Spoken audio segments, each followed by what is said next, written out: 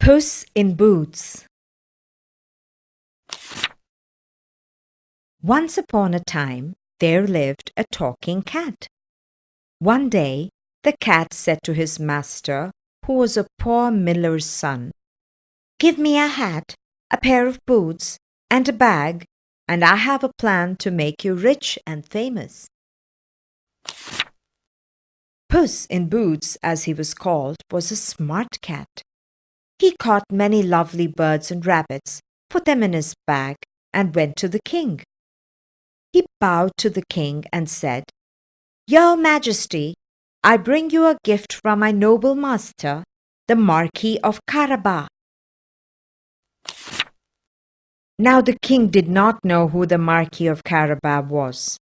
In fact, it was a name that Puss made up, but he was very pleased with the gift. From that day, every morning, Puss caught an animal and gifted it to the king. One day, the king was going for a ride in the forest.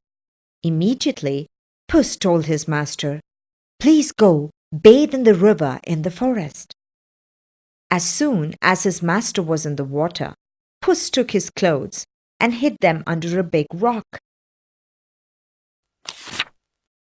Puss then ran towards the king's carriage and shouted, "Help! Help! The Marquis of Carabas is drowning."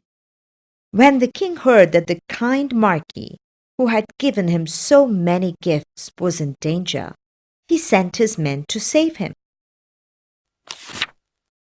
Puss then added, "While my master was in the water, some thieves ran away with all his clothes and his carriage." At once the king gave him grand clothes to wear and invited him to ride in his carriage. Now, the miller's son looked like a real prince. Puss's plan was not yet over. He ran ahead of the king's carriage and said to everybody on the road, "If the king asks you who you work for, you must say that you work for the kind Marquis of Carabas."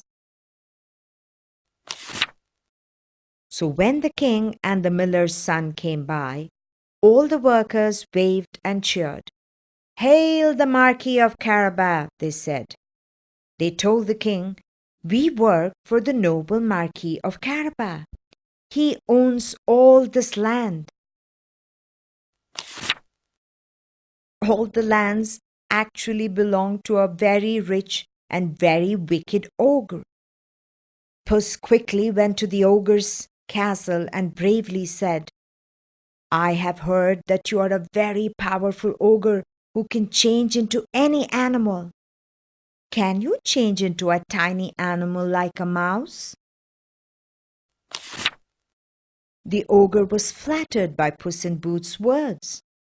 "Of course I can. I'll show you right away," he said, and turned into a tiny brown mouse. In a flash, Puss jumped on him and ate him up in one big bite. The castle now belonged to his master. By then, the king's carriage had reached the beautiful castle.